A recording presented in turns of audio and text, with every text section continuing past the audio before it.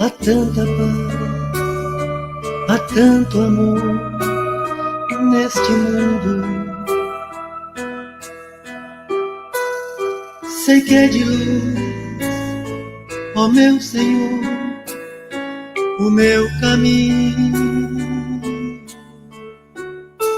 pois vivo sempre a te encontrar, a te sentir, a te escutar. Na flor, no vento,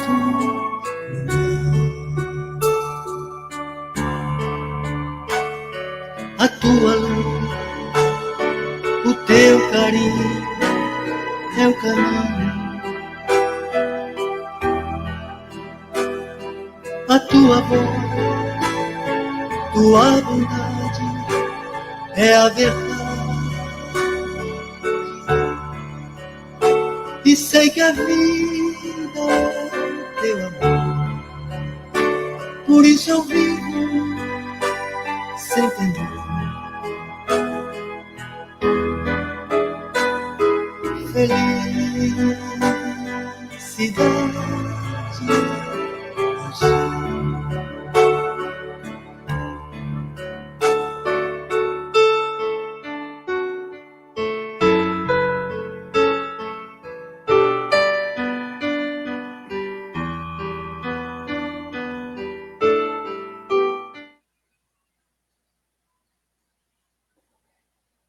Uma boa noite a todos. Começamos a nossa transmissão da palestra de hoje.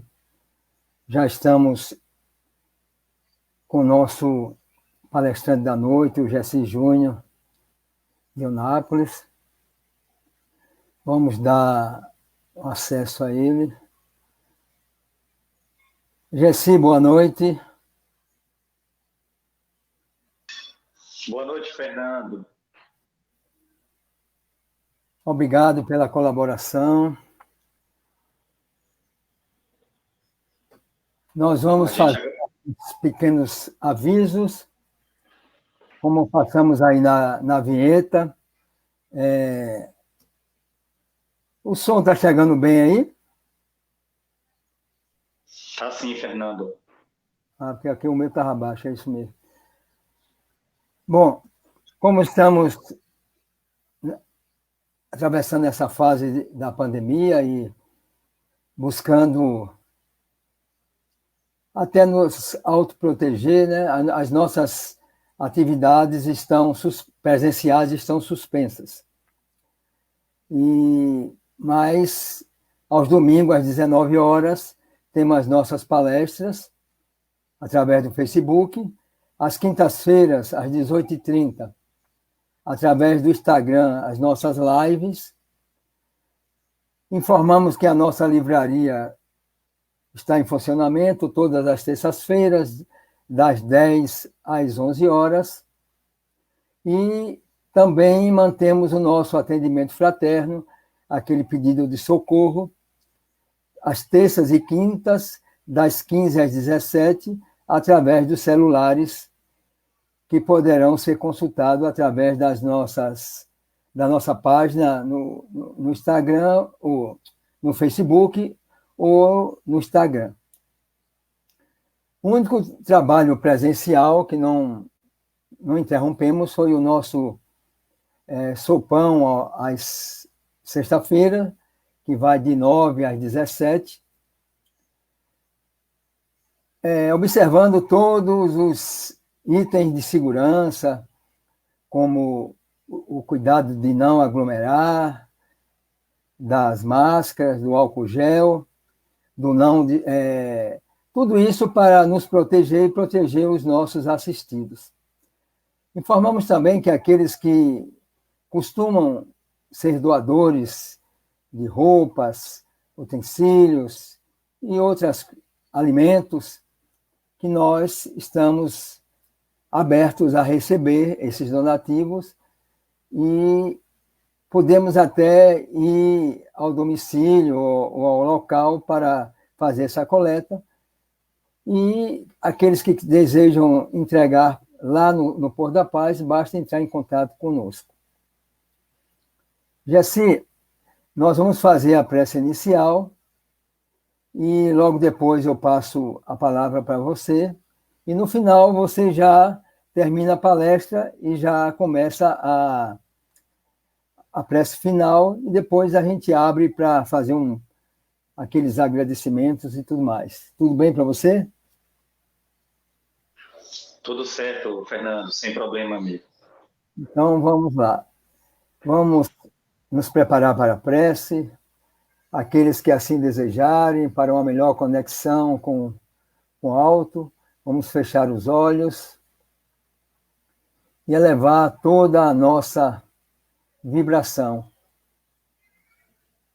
rogando ao Mestre Jesus, aos seus mensageiros, aos amigos espirituais, que nos envolva neste trabalho da noite, que envolva nosso querido amigo Jessi, intuindo, inspirando, e que a sua mensagem nos traga uma profunda reflexão, uma profunda forma de mudar os nossos hábitos, as nossas atitudes, e assim podermos melhor entender a nossa trajetória neste planeta e seguir em frente buscando a evolução, a nossa reforma íntima e buscando também entender a mensagem do Evangelho e a mensagem que o Cristo nos deixou. Ampara-nos, Senhor, nesses momentos de angústia, de tristeza, de medo, de incertezas, que possamos nos manter em muita fé e muita esperança em dias melhores. Fica conosco, nos ampara e nos guia por todo o sempre. Que assim seja. Jessi, eu deixo com você agora para o seu trabalho. Obrigado, Fernando. Mais uma vez, uma boa noite àqueles que nos assistem. Falar sobre o Excelso Canto é uma proposta que nos leva a refletir a condição de seres imortais que somos. Espíritos viajores, reencarnando a cada tempo, a cada período, vivenciando, através de uma nova existência, possibilidades. E vivenciar possibilidades é exatamente buscar compreender nessas possibilidades como identificar a mensagem do Cristo, como identificar os ensinos do Cristo, como perceber nas palavras do Mestre a voz, a orientação, o entendimento que nos liberta, que nos destrava daquilo que nos prende a um olhar mundano, materialista, imediatista. Como perceber nas palavras do Mestre Jesus a possibilidade, através de um esforço pessoal, através de uma vontade sincera, movermos-nos para frente, avançar, seguir. Sois o sal da terra, sois a luz do mundo. Não cuideis que vim destruir a lei. Ide, reconciliai-vos com o vosso irmão. Não cometais adultério, nem escandalizeis. Não jureis, não resistais ao mal. Amai ao vosso próximo, aos vossos inimigos. Sede perfeitos. Orai assim, Pai nosso que estais no céu. Vamos observando as palavras daquele homem que havia descido a montanha e falava de forma tão profunda, tão direta, tão intensa, mas ao mesmo tempo de forma tão envolvente, que as suas palavras se transformaram numa canção sublime, e como uma bela canção, a todos aqueles que ouviam. Se sentiam envolvidos, desvinculados em muitos momentos da sua condição presente, ignorando completamente o local físico, dando voz, buscando estreitar as percepções daquilo que os movia intimamente. O espírito Amélia Rodrigues, já pela psicografia de Divaldo Pereira Franco, vem nos trazer então ensinamentos acerca das palavras do Mestre. Ensinamentos que buscavam de alguma forma atravessar o tempo, nos fazer relembrar a mensagem do Mestre Jesus. Amélia Rodrigues, ela utiliza a obra Primícias do Reino. Essa é uma das obras psicografadas por Divaldo Franco, ditada exatamente por este espírito. E ela vem nos chamar a atenção já nas primeiras páginas desta obra, quanto a um conflito entre os dois mundos, que já havia começado há muito tempo.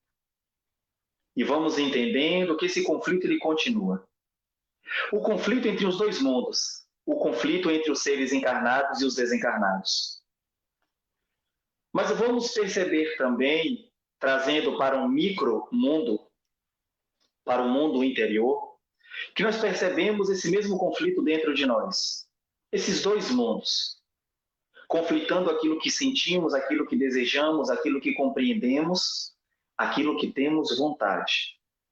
Em conflito exatamente com todas as situações exteriores a nós ou externas a nós, que chegam em nossa direção como verdadeiros dardos, trazendo estímulo, provocações, intenções, tentações.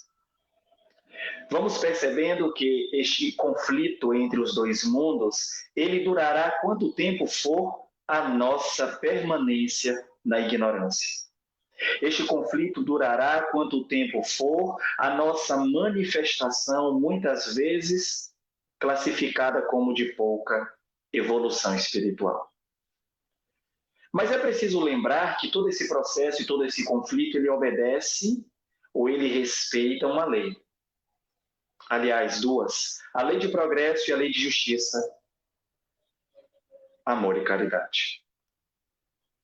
E ao falar da lei de progresso e da lei de justiça, amor e caridade, a gente percebe indiretamente, do ponto de vista da percepção, mas todas as leis elas se interagem, uma outra lei chamada lei de liberdade. Portanto, somos livres para permanecermos no estágio que nos encontramos. Mas é preciso reconhecer que, como seres imortais, não podemos atrapalhar a caminhada daqueles que já compreenderam e vêm compreendendo cada vez mais a mensagem do Cristo. Quando isso acontece, precisamos então nos afastar desse contexto, desse cenário, para permitir que outros continuem a caminhar. E nessa mesma obra Primícias do Reino, o capítulo 3, que foi o capítulo que serviu como base para a nossa reflexão, vem trazer como temática o excelso canto.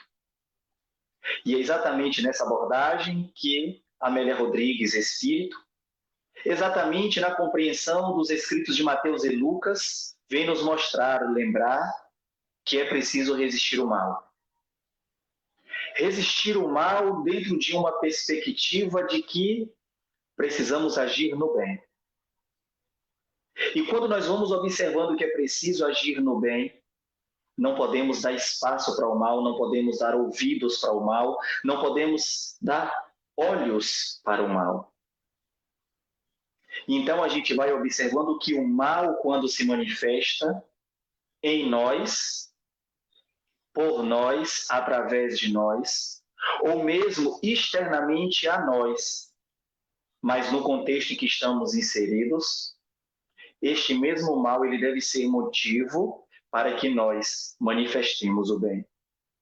E assim vamos compreendendo, através da narrativa de Amélia Rodrigues, não apenas a mensagem do Mestre, mas observações na sua estrutura poética sobre o cenário que se apresentava naquele período em que o mestre descia ao monte. Diz Amélia Rodrigues que era junho. Uma bela paisagem natural se apresentava naquele lugar. No céu, o sol irradiava por entre as nuvens. Havia montanhas cuja beleza era acompanhada de pequenas árvores. E essas pequenas árvores permitiam sombra e agasalho para todos que ali estavam. E aí, neste cenário, ainda acrescia uma sensação prazerosa trazida pelos ventos. Neste cenário, muitos ali observavam um homem que havia descido o monte após passar toda uma noite em diálogo com o Pai. E ao fim deste diálogo, ele então, decidido a fazer a escolha daqueles 12 homens que seriam classificados como apóstolos. Mais tarde, encontrando uma multidão, e essa multidão era formada por pessoas de todos os lugares. Pescadores, agricultores, gente simples, sofredora, sobrecarregada e aflita. Pessoas que vinham dos 4 cantos estavam ali para ouvi-lo. Nesse momento, ele começa a falar. Ouvir Jesus era algo diferente. As suas palavras, elas alcançavam o íntimo de cada criatura. As suas palavras encorajavam, consolavam, orientavam, mas também acalmavam. E nós vamos observando que descer do monte, após ser subido, óbvio, tanto descer quanto subir este monte traz um significado. Subir o monte significa utilizar das próprias forças, reconhecer as limitações do corpo, perceber que é necessário tempo para se alcançar o objetivo. Estar no topo desse monte, ou estar numa condição elevada, é exatamente a representação de que, pelos nossos esforços, agindo com prudência, mas nos mantendo firmes em nossa caminhada, procurando o conhecimento acerca do mundo espiritual que nos envolve, que estamos mergulhados, é ter a certeza de que se alcançará o objetivo. Mas quando chegamos no topo deste monte, trazendo a analogia de que alcançamos o nosso objetivo, de que estamos uma criatura melhor, mais compreensiva, mais amadurecida, mais pacificadora, nos tornamos uma criatura mais espiritualizada, merecedora de novos estágios, de novos mundos. Como lembrava Jesus, o meu reino não é deste mundo. Mas para alcançar este reino era necessário caminhar e subir um monte, uma montanha. Só que a gente percebe nas palavras de Amélia Rodrigues que Jesus desce o monte. E descer essa montanha significa não se tornar inferior, significa não tornar-se menor, significa reconhecer as potencialidades que já possui, fazer uso dessas conquistas, dessas ferramentas íntimas, para chegar àqueles que ainda estão olhando para o monte, pensando se deve subir, se deve permanecer onde se encontram, alguns ainda no início, outros já alguns poucos passos. Fato é, ainda muitos distantes de alcançar este topo, este cume. Então observamos que Jesus ali, sem falar nada, já demonstra significados. É preciso servir. É preciso que a mensagem chegue a todas as criaturas. Quando Jesus desce o monte, ele quer dizer: eu chego ao alcance de todas as pessoas. Sofredores, aflitos, pessoas que já tinham alguma compreensão, pessoas que dentro de uma sociedade ocupavam profissões diferentes, posições sociais também diferentes. Não importava. O que importa é que a mensagem da imortalidade precisava chegar a todos. E aí, neste processo, então, Jesus, como num poema dos mais belos existentes, continua alcançando o que jamais outra criatura conseguiu realizar. Jesus, olhando todas aquelas pessoas, inicia então as chamadas bem-aventuranças. Este excelso canto, este falar das bem-aventuranças, sem ferir consciências, mas de forma tão gostosa, tão prazerosa, tão espiritualizada, que parecia um verdadeiro divino canto. Bem-aventurados os pobres de espírito, porque deles é o reino dos céus. E quando Jesus fala bem-aventurados os pobres de espírito, as pessoas começavam a se questionar o que é ser um pobre de espírito. O que ele quis dizer com pobre de espírito? Vamos compreendendo que as bem-aventuranças, como um verdadeiro poema, fazia com que aqueles que já ouviam aquela época em contato direto com Cristo desenvolvessem ilimitados sentimentos, emoções, ilimitados porque era possível conter-se nessas condições em que transpor a própria limitação da intelectualidade, a própria limitação da estrutura física, a própria limitação da compreensão de sociedade, de coletividade, a própria compreensão do que separava aquelas criaturas do Mestre Jesus.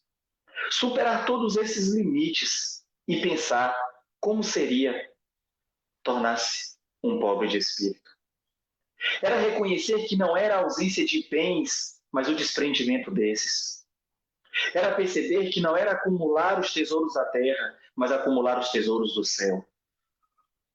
É se tornar esse pobre em espírito nessa proposta de um espírito livre, de um espírito que não almeja acumular nada do ponto de vista material, do espírito que não se enxerga preso a convenções sociais, que não se torna preso a objeções de uma sociedade materialista, mesquinha, ignorante. Estar livre de tudo isso, sem promover desordens. Estar livre de tudo isso, respeitando a opinião e a condição de cada um. É um pobre de espírito. Vamos observando que Roberto Carlos, numa de suas músicas intitulada O Homem, em determinado trecho nós vamos poder identificar a seguinte frase: no falar a mais linda canção que já se ouviu. Mas que canção seria esta? Era exatamente a canção emanada por aquele homem, que continuava dizendo: bem-aventurados os que choram, porque eles serão consolados.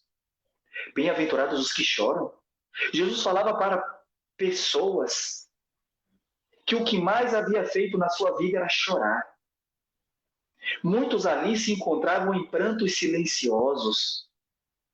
Muitos ali restava o pranto como forma de superar as imposições de uma sociedade ainda equivocada na sua compreensão sobre a vida, sobre o outro, sobre a imortalidade da alma. Numa sociedade que dominava e empunhava a força, o apedrejamento, o desfazimento de lares, o rompimento de matrimônios de forma equivocada. Aquelas pessoas que ouviam falar bem-aventurados que choram, era como se Jesus estivesse dizendo: eu sou um bem-aventurado. Mas espera aí, que tipo de choro? Que tipo de lágrima?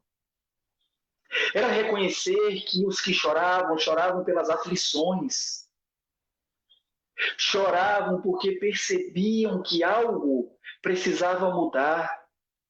Choravam porque buscavam nas lágrimas o não culpar o outro, o não desejo de vingança, mas a busca por aliviar a própria alma. Chorar para aqueles que reconheciam no pranto um momento de reconectar-se com Deus, ao invés de ficar pensando besteiras. Chorar no sentido de buscar de forma mais profunda o seu ser espiritual, a sua essência. Então eles se reconheciam e percebiam que agora tudo fazia sentido quanto às lágrimas que derramavam. Eram lágrimas que anunciavam o prelúdio de uma bem-aventurança. O prelúdio de um contato com um ser que nos mostraria, àquela época como ainda hoje, o reino que não é deste mundo.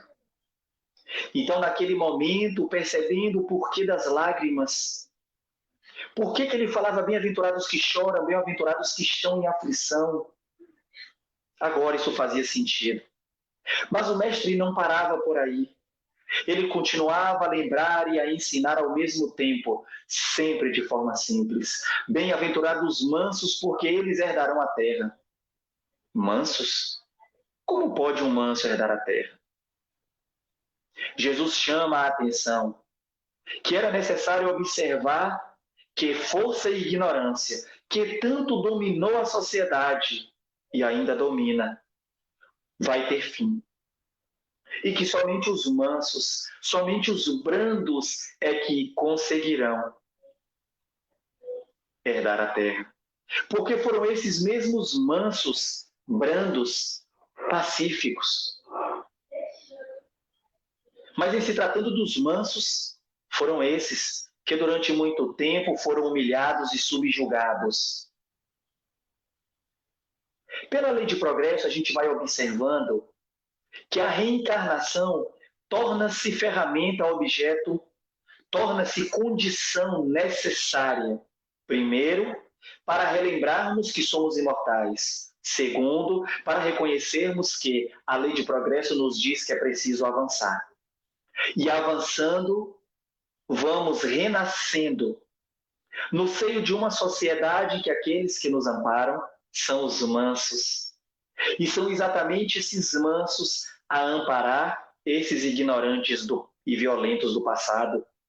São esses mansos a amparar no próprio seio materno, oferecendo através dessa mansuetude a condição de fazer com que cada um reflita sobre a condição que se encontra. Por isso, os brandos são os possuidores desta terra. E herdá-la acontecerá em breve. Mas por quê? Qual é o grande significado desses mansos receberem aqueles ignorantes, violentos do passado? É exatamente porque na condição de moradores, num seio de criaturas que já conseguem manifestar essa mansidão, que os dominadores pela força do passado tornam-se dominados pelo amor no presente. E que de escravo das paixões mundanas também do passado, eles se rendem e se tornam senhores de evolução e bondade no presente. Não é no lar violento que irá se produzir a paz. É no lar onde existam criaturas dispostas a seguir manifestando sempre a paz. Quando a gente fala de mansos, muitas vezes as pessoas se equivocam. E sobre esse equívoco nós falaremos mais à frente, quando falarmos sobre os pacificadores também. Mas Jesus, com sua voz que alcança a todos, continua dizendo: bem-aventurados os que têm fome e sede de justiça, porque eles serão fartos. Os que têm fome serão fartos no futuro. Ao falarmos, então, desse processo de fome e sede de justiça, a gente fica imaginando uma justiça humana que já consegue colocar atrás das grades, como costumamos falar, todos aqueles que cometem delitos contra a própria criatura ou contra a sociedade. Jesus não falava deste tipo de justiça. Jesus falava de uma justiça que ia além. vamos compreendendo que a condição que Jesus se referia era uma justiça íntima. Era reconhecer em cada um que não há vítimas. É identificar que nós somos os responsáveis pelo estágio que nos encontramos. Talvez você que está nos assistindo possa pensar neste momento: Júnior, mas minha vida é uma vida de aflições. Quero dizer para você que a nossa vida em aflição é o resultado daquilo que no passado recente, nesta existência, ou num passado distante, noutras reencarnações pretéritas, manifestamos, colocamos para fora nas nossas relações ou na intimidade o mal que habitava em nós, muito maior do que na atualidade. A insensatez, a ignorância, a indiferença, no passado, muito mais forte do que agora. Estar numa vida temporariamente em aflição é reconhecer que nós estamos exatamente buscando esta sede e fome de justiça. É como se nós tivéssemos dito no início do nosso planejamento antes de reencarnar. André Luiz vem chamar de planejamento reencarnatório. É como se nós disséssemos: desejo que a lei se faça, que a lei se cumpra. Eu sou um sedento, um faminto da lei de justiça, dessa justiça em mim. Eu quero reparar todo o mal que fiz. Eu quero ficar bem novamente com todas as pessoas. Mas não aquele ficar bem no sentido pessoal da palavra, mas um ficar bem no sentido coletivo, de poder contribuir para a melhoria de onde eu estou, com aqueles que convivo, de forma direta ou de forma indireta. Vamos percebendo então que Jesus venceu o mal e nos diz que nós podemos vencer também. E reconhecer esta força interior, com a necessidade de ajustar conhecimentos, claro, acerca deste mundo espiritual que ele, o Mestre Jesus, se referenciava, fazia necessário uma mudança. E eu precisava deixar para trás todo o mal que pratiquei. Eu precisava, como preciso ainda hoje, como muitos de nós precisamos, deixar para trás pensamentos, ideologias, formas de ver a vida, formas de enxergar um planeta de forma negativa, deletéria, de forma inferiorizada. Precisamos deixar isso para trás e reconhecer que a doutrina espírita nos ensina que Jesus falava de uma imortalidade e de uma lei de progresso. Sutilmente, Jesus falava de progresso. Essa mesma lei que a doutrina espírita amplia para o nosso entendimento. Jesus falava de progresso quando ele dizia assim: o que eu faço, vós podeis fazer, e ainda mais, se assim desejar. Jesus estava dizendo que havia uma distância moral e intelectual entre ele e nós, àquela época. Mas, ao mesmo tempo, ele demonstrava que com vontade, compreensão, conhecimento e caminhada, nós podíamos alcançar a condição que ele já havia alcançado. O que eu faço, vós podeis fazer também. Não podemos ingenuamente achar que Jesus se referia apenas às ações magnéticas na manipulação dos fluidos para devolver a visão, para expulsar espíritos, para fazer com que aquele que não caminhava passasse a caminhar. Não podemos ser ingênuos a ponto de pensar que era só nestas condições. Era muito mais do que isso. Era compreender o outro que julgava de forma falsa, que apontava aquilo que não fazia sentido, que cobrava do outro aquilo que ele mesmo não realizava. Jesus nos ensinava que o que ele fazia de olhar nos olhos daqueles que o desejam mal e dizer: eu compreendo, eu entendo a sua condição evolutiva, e ainda assim eu digo: Pai, perdoa-lhes, pois não sabem o que fazem, não sabem o que dizem. não percebem o que pensam. Podemos ampliar esse entendimento. Como muitas vezes, até os dias de hoje, nós agimos, falamos e depois tentamos pedir desculpas com uma falsa ideia de que não era bem isso que eu queria. Como não era, se foi isso que eu disse? Como não era, se foi isso que eu fiz? Então, essa sede e fome por justiça é reconhecer que nós precisamos zerar, como numa conta matemática, o saldo que ora é negativo. E para zerar esta conta, que ora é negativa, é preciso agirmos no bem. Como agir no bem, como reconhecer as limitações e potencialidades, como manter o contato com Cristo se na nossa condição, quando as coisas começam a ficar um pouquinho melhores, a gente vive como se a vida fosse acabar naquele instante. Ignorando aqueles que chamamos de irmãos, ignorando ainda mais aqueles que não conhecemos, são indiferentes a nós, tentam algum mal contra nós. Então as aflições, os prantos, o ranger de dentes, a dificuldade, a limitação de toda ordem, são sinais de que nós estamos buscando e precisamos aprender com essas experiências. Bem-aventurados os que têm fome e sede de justiça, porque serão fartos. Quando nós então zerarmos tudo isso, nos sentiremos fartos, plenos, cheios do amor de Deus, agindo como Jesus. Bem-aventurados os misericordiosos, continuava o mestre, porque eles alcançarão misericórdia. Nesse momento em que Jesus chama a atenção sobre a misericórdia, a piedade, é preciso lembrar, é a irmã primeira da caridade. E é essa piedade que proporciona a toda criatura aproximar-se do outro. Nós não nos aproximamos pelo ar caridoso, pelo sentimento ou pelo espírito caridoso que nos toma. Não.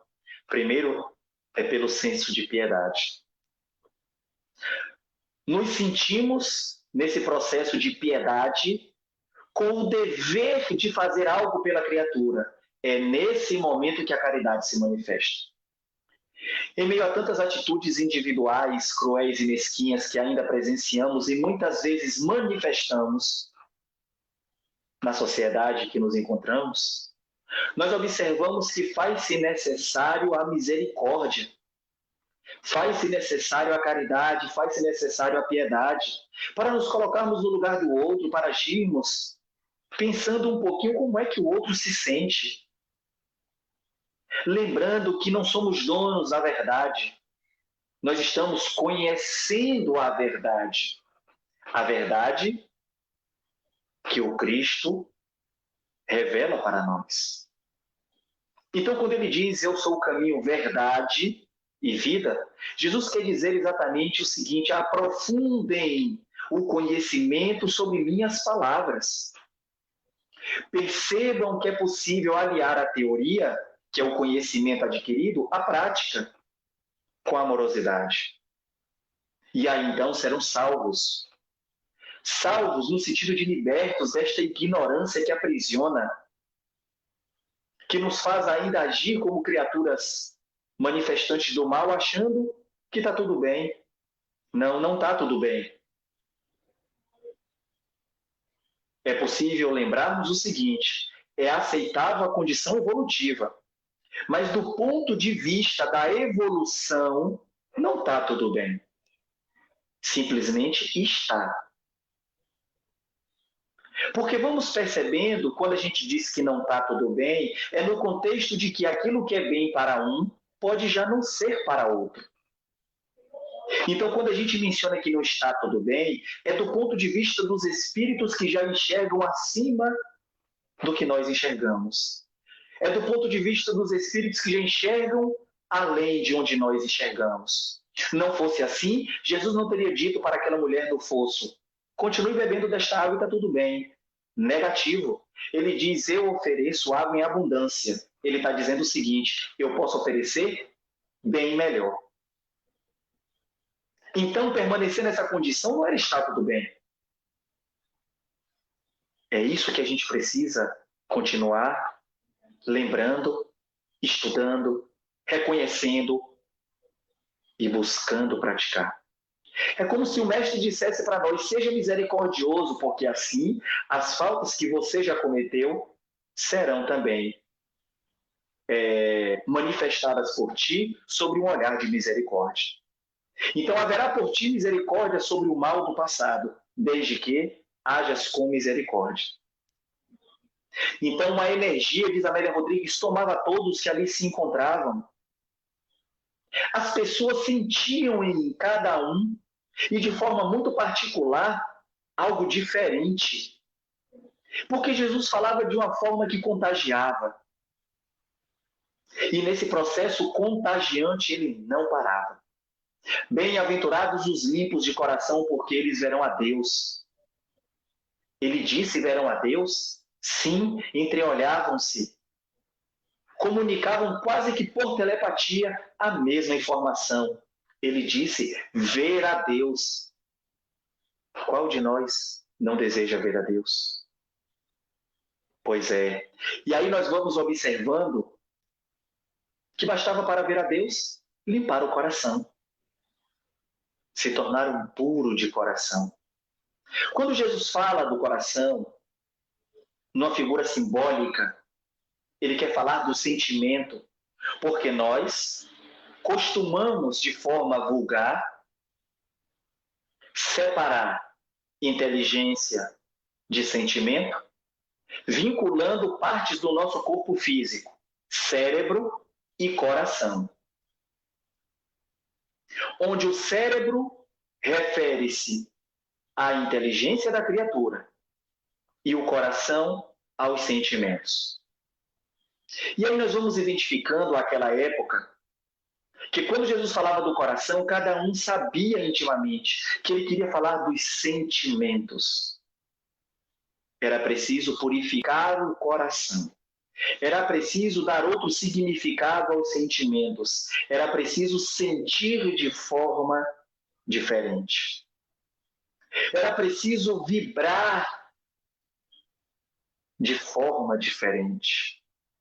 Vibrar intimamente dentro de um bem que se realiza, dentro de um mal que se presencia. Agir de forma a construir o bem. Lembremos Amélia Rodrigues, através de Mateus e Lucas. Quando percebemos um mal, é preciso lembrar que aquele mal nos chama à necessidade de praticar o bem. Jesus já dizia: retribui o mal com o bem. Mas como é que eu vou manifestar o bem se eu sequer reconheço em mim o bem? Como manifestar o bem se muitas vezes eu estou equivocadamente aprisionado em sentimentos e pensamentos de inferioridade, achando que não sou capaz, que não tenho condições, que todo mundo é melhor do que eu? Não se trata de melhor ou pior, se trata de saber que cada um tem uma força interior e esta força é para ser usada em benefício de cada um. Eu uso a minha força interior para o meu benefício. E o que a doutrina espírita também nos chama a atenção é perceber que o meu benefício pode ser o benefício do outro. E que muitas vezes o meu benefício será o benefício do outro quando eu manifestar esse bem para o bem de alguém. Então, ver a Deus nessa perspectiva de mudança, de transformação, de se tornar uma criatura diferente. Então nesse momento eles começam a perceber-se. É preciso tornar uma criatura nova. Fazia-se necessário recomeçar. Lembrando aqui Chico Xavier, não podemos voltar atrás e começar de novo. Mas é possível recomeçar agora, fazendo diferente o nosso final. Recomeçar. Então nós precisávamos, era a mensagem do Cristo com as bem-aventuranças, recomeçar. Júnior, como é que eu vou recomeçar? Vamos recomeçar a partir do momento que eu desperto o meu olhar quando acordo, reconhecendo e aceitando que Jesus, governando este planeta, diz para mim: Deus, nosso Pai, lhe permite mais um dia na vida física. Faça diferente.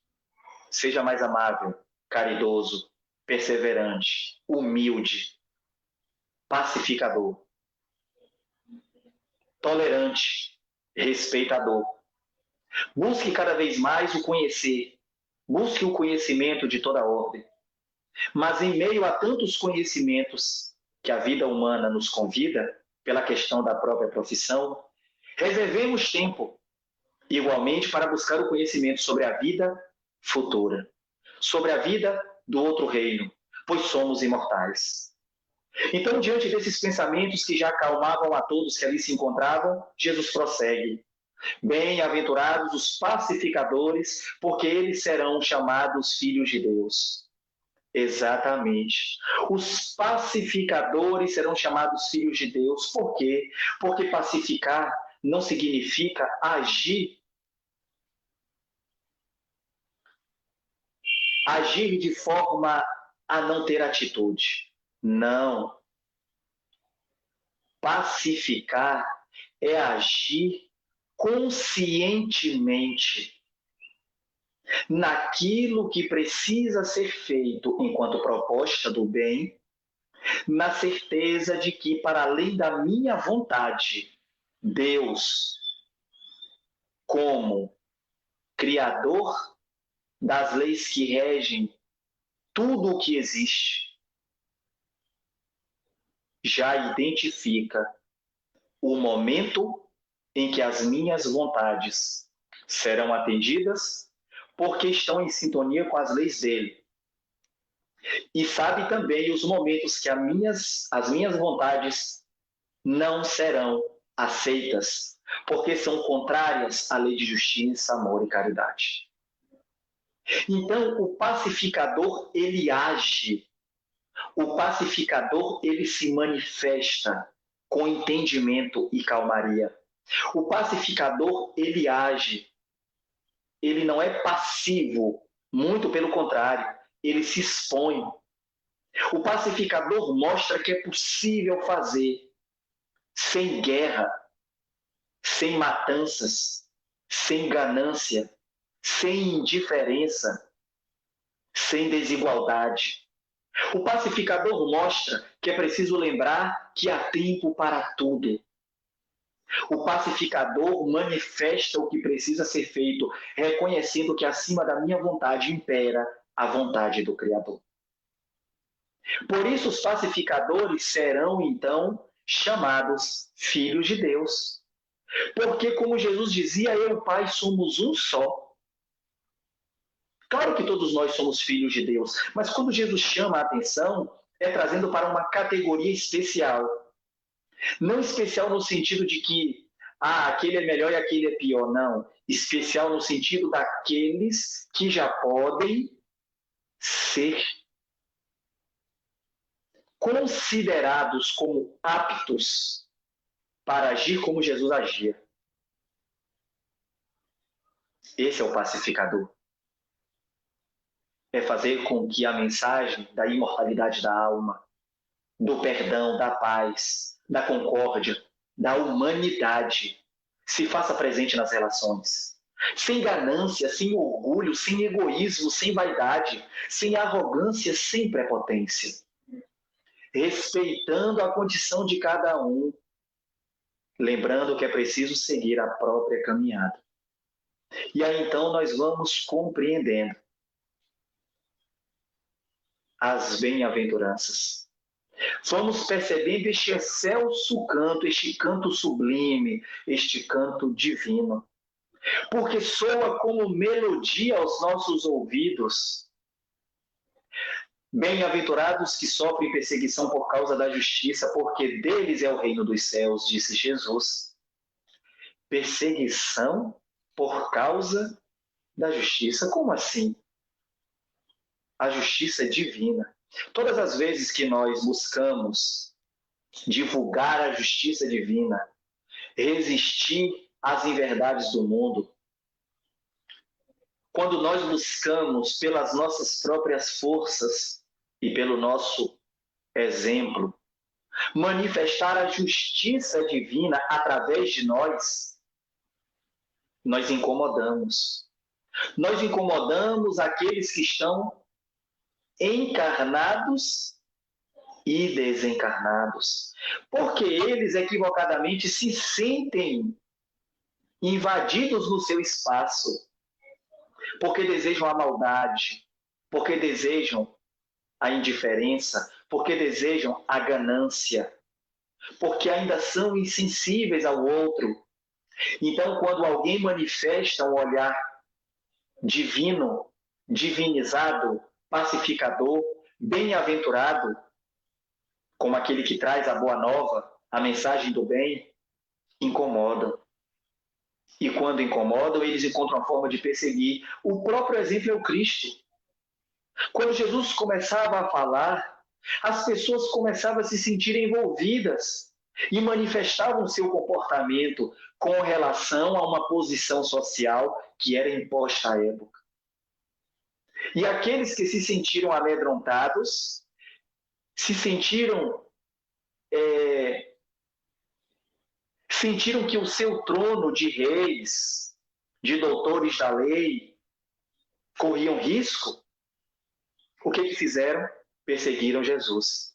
Então é isso que Jesus nos mostra, que é preciso agir com o bem. É preciso lembrar que nós estamos sendo convidados a se tornar, cada um bem-aventurado.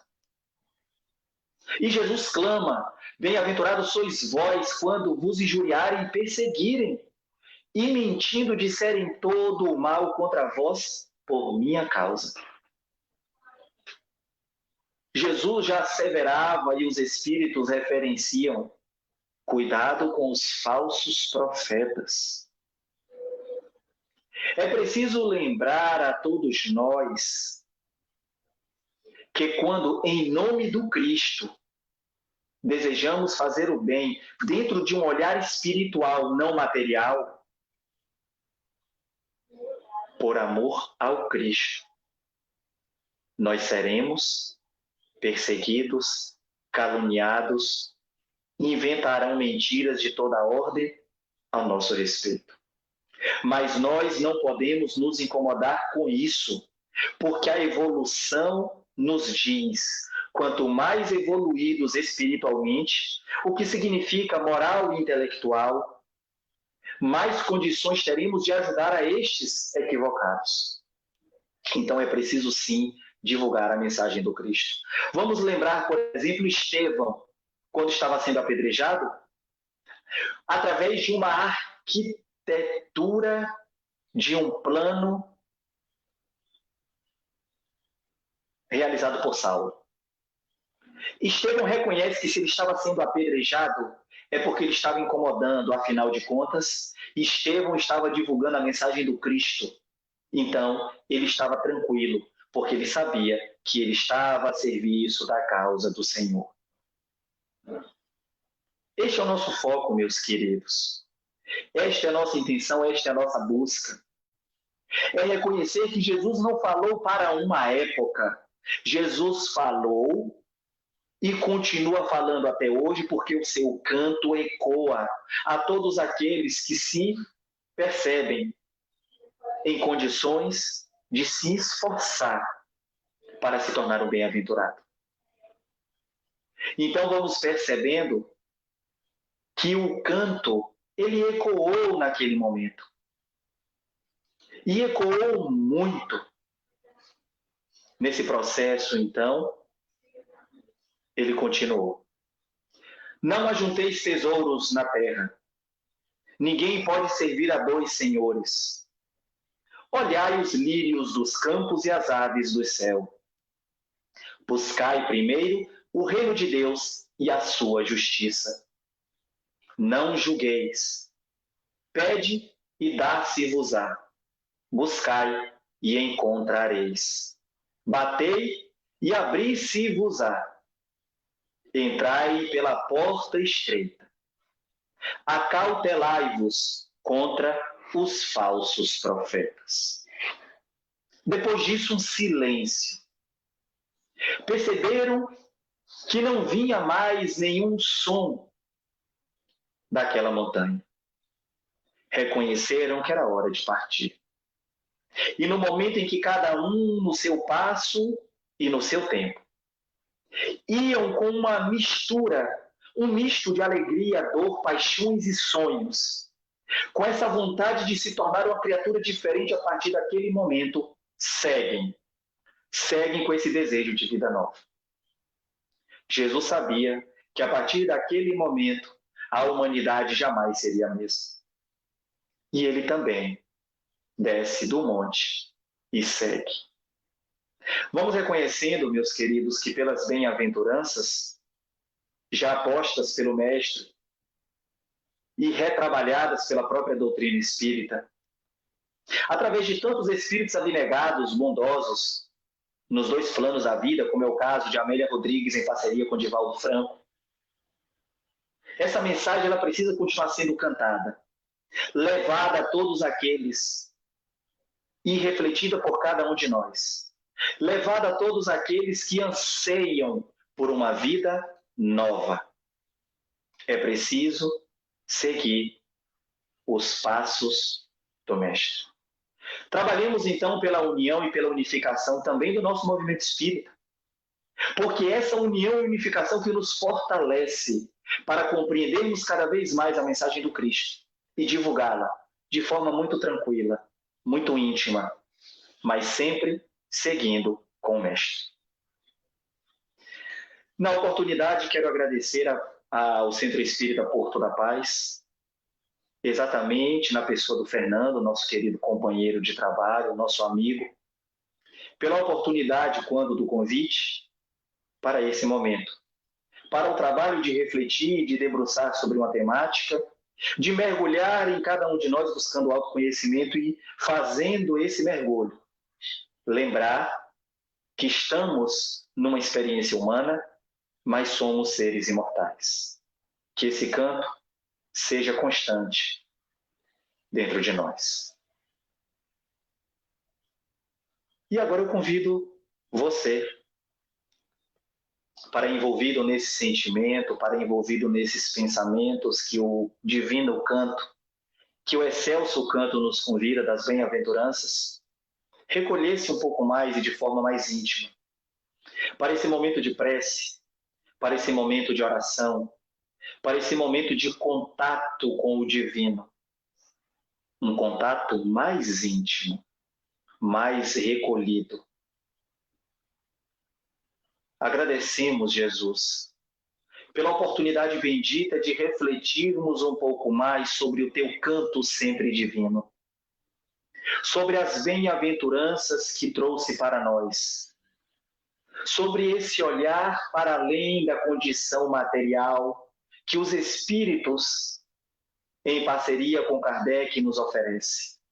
Agradecemos a ti, Jesus, por ser este governador da terra, que reconhecendo em cada um de nós os seres que foram possíveis habitar este planeta até aqui, e sob o teu olhar, sob o teu amparo, avançaremos. Quando dissestes que nem um tio, nem um jota passará, antes que tudo seja cumprido nesta terra. Entendemos, Jesus, esse amparo que tem sobre nós diuturnamente e agradecemos. Mas agradecemos também aos mentores queridos, abnegados, que se colocam como verdadeiros anjos guardiões, a nos intuir, a nos proteger, a nos envolver ao caminho do bem, ao caminho do perdão, do recomeço, ao caminho que nos leva ao Pai. Que os espíritos espíritas que atuam em prol do movimento espírita de nossa cidade, de nossa região, de nosso país, mas também ao movimento espiritual espírita que atua no fortalecimento deste movimento pelo mundo, possa encontrar em nós desprendidos de toda a materialidade, corações e mentes abertos a esta parceria, nesta mediunidade com Jesus. Obrigado, Mestre. Obrigado, Deus, Pai de infinita bondade e misericórdia. Que assim seja. Que assim seja. Jessy, eu cometi um equívoco logo no início, eu esqueci de te apresentar. Jessy é nosso querido companheiro de tantos outros trabalhos, é lá do Núcleo Espírita Sítio da Paz, em Eunápolis, e sempre que convocado está aqui nos ajudando e contribuindo. A nossa gratidão, que todos tenham uma excelente semana, de muita paz, de muito amor e de muita confiança e fé em dias melhores. Uma boa noite a todos.